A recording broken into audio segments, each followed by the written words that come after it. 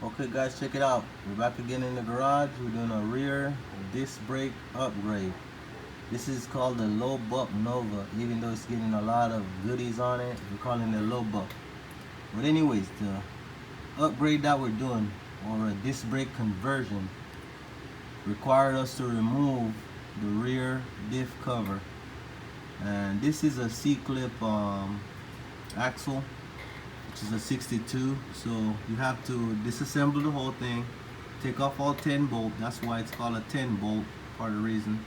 And remove this pin, take this out, remove the C-clip that retain the axles, so you could pull the axles out. So we go over here.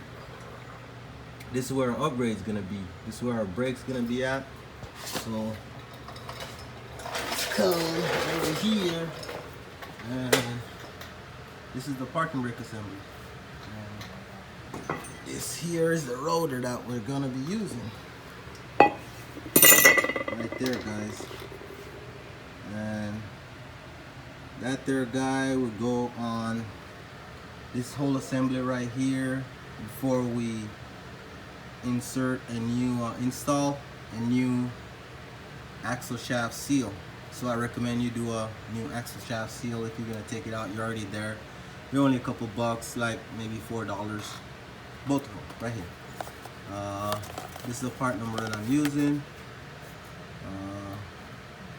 Right there. I don't know if you guys can see it. That's the part number I'm using.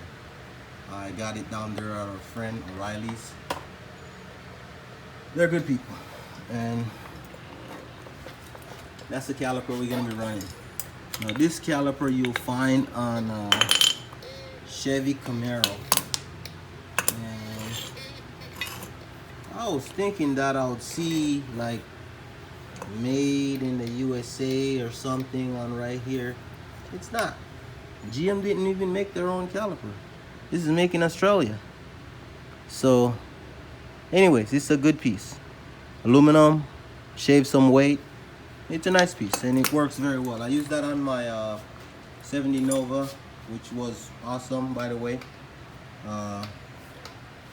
So let's get after it, and we'll get back to you guys soon. There it is, back. Install a new seal. Apply some axle lube on there, a generous amount, so that way you don't damage the seal. Also, just add some to the shaft. That way, you know, you don't have any tearing up that seal, because if that seal rip, you put it on new, then you're gonna leak out all your gear oil. And this is what I use right here. Apply a generous amount, and then go to install the axle. Be back shortly. There's the axle. The axle is in. Now I just need to follow up with the rotor.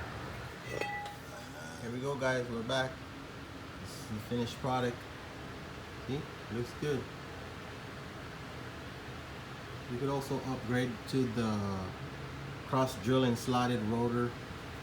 And the place that you could locate all this stuff would be BRP Hot Rodding. I think they're somewhere out in North Carolina. Just hop on the interweb and check them out. They have some good stuff over here. They have complete kits. They have, if you want to do like partial kit, they have the important piece that you need, which is right in there.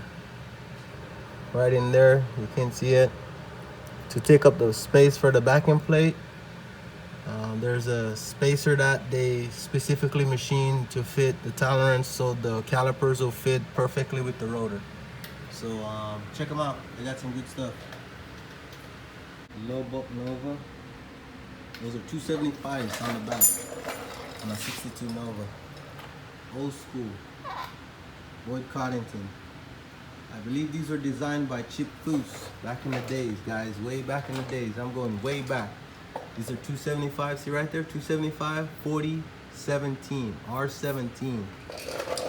These things are bad to the bone. Bad? Check it out. It's still up on the lift, so when I get it down on the floor, it'll look good. But this 62 had some treatment. It had the mini tub. I mini tubbed it. section on the frame rails. So I still got some space. Look, leaf spring right there. So there's some clearance, and those are 275s. Looking good.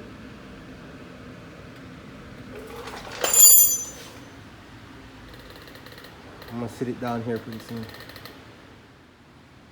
There you go, check it out. Sitting down on the floor. 275s on a 62 Nova. Be clear.